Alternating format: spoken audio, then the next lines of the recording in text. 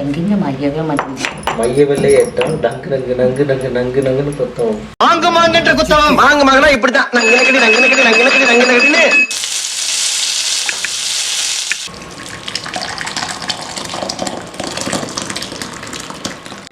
Hello friends, welcome to சைடி சமையல். நான் உங்க கிருஷ்ணா. நம்ம இன்னைக்கு என்ன ரெசிபி பார்க்க போறோம் அப்படின்னா முடக்கத்தான் கீரை சட்னி, அதுலயே முடக்கத்தான் கீரை ரசம் எப்படி செய்யறதுன்னு பார்க்கலாம். வீடியோக்குள்ள போறதுக்கு முன்னாடி இப்பதான் நம்ம வீடியோ ஃபர்ஸ்ட் டைம் பார்க்குறவங்களா இருந்தீங்கன்னா மறக்காம நம்ம சேனலை சப்ஸ்கிரைப் பண்ணிக்கோங்க.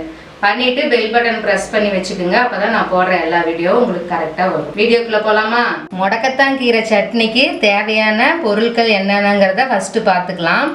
இது முடக்கத்தான் தலை. இதுல பாருங்க, இந்த மொட்டுலாம் இப்படி இருக்கும். இதுதான் வந்து முடக்கத்தான் தலை. 3 தக்காளியை குட்டி குட்டியா கட் பண்ணி வச்சிருக்கேன். பொட்டுக்கல்ல போடனாலும் போட்டுக்கலாம், இல்லைன்னா கடலைப்பருப்பு கூட ஆட் பண்ணிக்கலாம், அது ஆப்ஷனல் தான். தேங்காய் ஒரு மூடி திருவி வச்சிருக்கேன். கல்லுப்பு தேவையான அளவு, பூண்டு 10 பல்லு தோல் உரிச்சு வச்சிருக்கேன். சின்ன வெங்காயம் 100 கிராம், வரமிளகாய் காரத்துக்கு ஏற்ற மாதிரி நான் 4 எடுத்திருக்கேன். உங்களுக்கு தேவையான அளவு நீங்க எடுத்துக்கோங்க. கீரையை வந்து சுத்தம் பண்ணிக்கலாம். கொடியிலிருந்து இலையை வந்து தனித்தனியாக கட் பண்ணி எடுத்துக்குங்க. அந்த மொட்டுலாம் போட்டுறாதீங்க, அந்த மொட்டுலாம் போட்டால் ரொம்ப கசப்பு எடுத்துக்கும். இந்த மாதிரி இலையை மட்டும் தனியாக எடுத்துக்குங்க.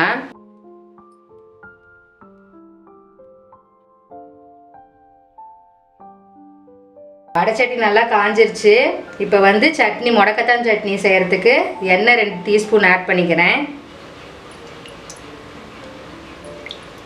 வரமிளகாய் 4, பூண்டு, வரமிளகாயும் பூண்டையும் நல்லா எண்ணெயில் வதக்கிக்குங்க. ஜீரகம் கொஞ்சமாக டேஸ்ட்டுக்கு ஆட் பண்ணிக்கிறேன். சின்ன வெங்காயம் 100 கிராம். வெங்காயம் நல்லா வதக்கணும். கட் பண்ணி வச்சிருக்கிற தக்காளியை இப்போ ஆட் பண்ணிக்கலாம்.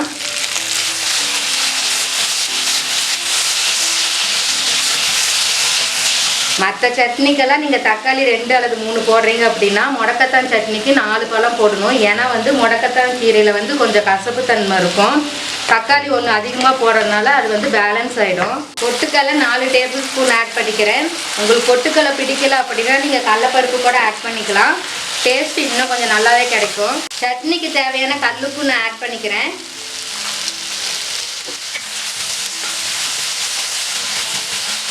முடக்கத்தான் கீரையை பொரித்து தண்ணியில் அலசி வச்சுருக்கேன். இப்போ வந்து நம்ம முடக்கத்தான் கீரையை இதோட சேர்த்துக்கலாம். கீரை நல்லா வணங்குற அளவுக்கு வணக்கி விடுங்க.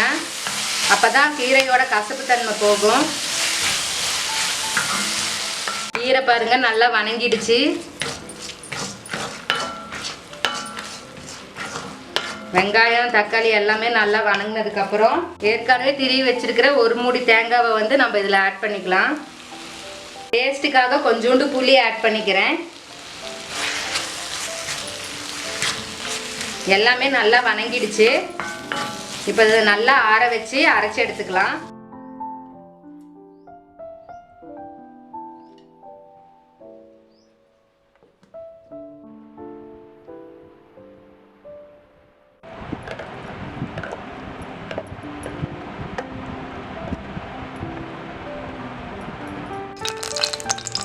கடுகு 1/2 டீஸ்பூன், உளுத்தம்பருப்பு 1 டீஸ்பூன்.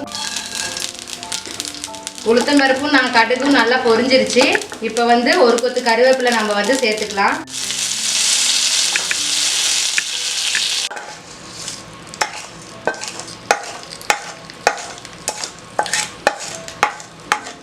முடக்கத்தான் கீரை ரசத்துக்கு தேவையான பொருட்கள் என்னென்ன அப்படிங்கிறத பார்த்துக்கலாம். முடக்கத்தான் தலை, கல்லுப்பு தேவையான அளவு, புளி எலுமிச்சம்பழ சைஸ் அளவுக்கு ஊற வச்சிருக்கேன், கடுகு, எண்ணெய், கருவேப்பிலை, வரமிளகாய், ஜீரகம் 1/2 டேபிள் ஸ்பூன், மிளகு 1 டேபிள் ஸ்பூன், பூண்டு 10 பல்லு எடுத்து வச்சிருக்கேன். ரசத்துக்கு கரைக்கிறதுக்கு தக்காளி 1 எடுத்து வச்சிருக்கேன். ஜீரக மிளகு வந்து அரைக்கிறதுக்கு இந்த மாதிரி உரல் எடுத்திருக்கேன். இதில் வந்து நான் ஃபஸ்ட்டு ஜீரகமும் மிளகும் போட்டு அரைச்சிக்கலாம்.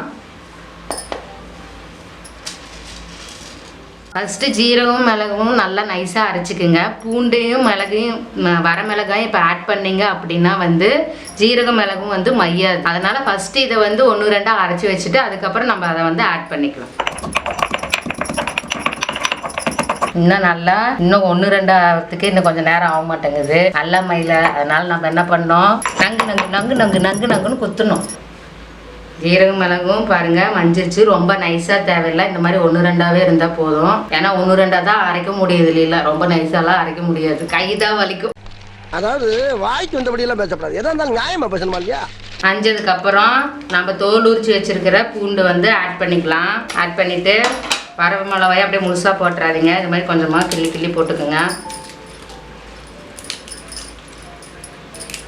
கிள்ளி போட்டு மறுபடியும் ஃபர்ஸ்ட்லேருந்து நங்கு நங்கு நங்கு நங்குன்னு கொடுத்துங்க. முடக்கத்தான் கீரை ரசம் வைக்கிறதுக்கு 2 டேபிள் ஸ்பூன் எண்ணெய் ஆட் பண்ணிக்கலாம். எண்ணெய் நல்லா காஞ்சதுக்கு அப்புறம் கடுகு 1/2 டீஸ்பூன்.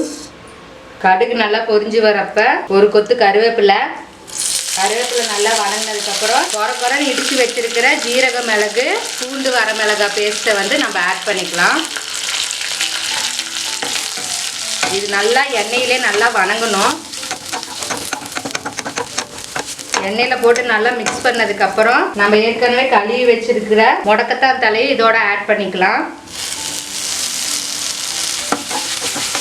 முடக்கத்தான் தலை எண்ணெயிலே நல்லா சுருண்டு வரணும், அந்த அளவுக்கு நல்லா கிளறி விட்டுக்கிட்டே இருங்க. இப்போ ரசத்துக்கு தேவையான பெருங்காயத்தூளை நம்ம ஆட் பண்ணிக்கலாம். இப்போ வந்து நம்ம ஒரு தக்காளி பழத்தை கரைச்சி வச்சுருக்கோம், அதை வந்து இதில் ஆட் பண்ணிக்கலாம். டேஸ்ட்டுக்காக கொஞ்சோண்டு மஞ்சத்தூள் ஆட் பண்ணிக்கலாம். ஒரு எலுமிச்சம்பழ அளவுக்கு நம்ம புளி ஊற வச்சுருந்தோம், அதை வந்து கரைச்சி நான் இப்படி எடுத்து வச்சுருக்கேன், இதையும் நம்ம இப்போ ஆட் பண்ணிக்கலாம்.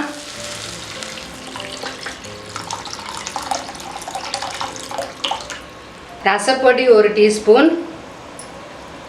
ரசத்துக்கு தேவையான உப்பு, கல்லுப்பு நான் ஆட் பண்ணிக்கிறேன். எல்லாம் போட்டதுக்கப்புறம் புளிப்பு காரம் எல்லாம் கரெக்டாக இருக்கான்னு ஒரு தடவை செக் பண்ணிக்கோங்க. ரசத்துக்கு தேவையானதெல்லாம் ஆட் பண்ணதுக்கப்புறம் வாசனைக்காக கொஞ்சோண்டு கொத்தமல்லி தழை ஆட் பண்ணிக்கலாம். நம்ம வீட்டில் நார்மலாக ரசம் வைக்கிறப்ப ரசம் நுரக்கட்டினோடனே நிறுத்திடுவோம். ஆனால் இந்த முடக்கத்தான் தழை ரசம் வந்து நல்லா கொதிச்சு வரணும். ரசம் நல்லா கொதிச்சு வருது, இந்த ஸ்டேஜில் வந்து நம்ம ஸ்டவ்வை ஆஃப் பண்ணிக்கலாம்.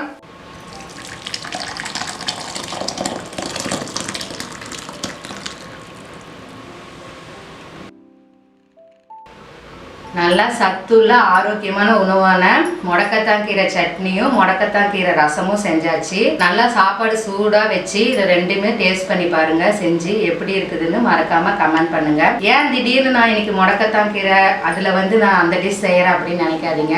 ஏன்னா இது வந்து முடக்கத்தான் கீரையில வந்து அவ்வளோ சத்து இருக்குது. முக்கியமா முதுகெலும்புக்கு, எலும்புக்கு, ஆள் எலும்புக்கு எல்லாத்துக்குமே முடக்கத்தான் கீரை அவ்வளோ ஸ்ட்ரென்த்தை கொடுக்கும். வீட்டில் இப்போ வந்து எல்லாருமே ஒர்க் ஃப்ரம் ஹோம்ல இருப்பாங்க. எல்லாருமே வந்து சிஸ்டம் முன்னாடியே ஒரு நாளைக்கு எவ்வளோ நேரம் உட்காந்துருக்குறாங்கன்னே தெரியாது. அப்படி இருக்கிறவங்களுக்குலாம் வந்து வீட்டில் இருக்கிறவங்க வாரத்தில் 2 தடவை இந்த மாதிரி செஞ்சு கொடுங்க. அவங்களுக்கு கண்டிப்பாக பேக் பெயின் கம்மியாகும். ஒரேடியாக நான் குறைஞ்சிடும்னு நான் சொல்லலை, கொஞ்சம் கொஞ்சமாக கம்மியாகிறதுக்கு வாய்ப்பு நிறையா இருக்குது. அதனால வாரத்துக்கு ஒரு 2 தடவை இந்த கீரை கிடைச்சதுன்னா கண்டிப்பாக செஞ்சு கொடுங்க. செஞ்சுட்டு எப்படி இருக்குதுன்னு மறக்காமல் கமெண்ட் பண்ணுங்கள். இந்த வீடியோ உங்களுக்கு பிடிச்சிருந்தா மறக்காமல் உங்கள் ஃப்ரெண்ட்ஸ்க்கு ஷேர் பண்ணுங்கள். மீண்டும் இதே மாதிரி ஒரு நல்ல வீடியோவில் உங்களை சந்திக்கும் வரை உங்களிடமிருந்து விடைபெறுவது உங்கள் கிருஷ்ணா. தேங்க்யூ.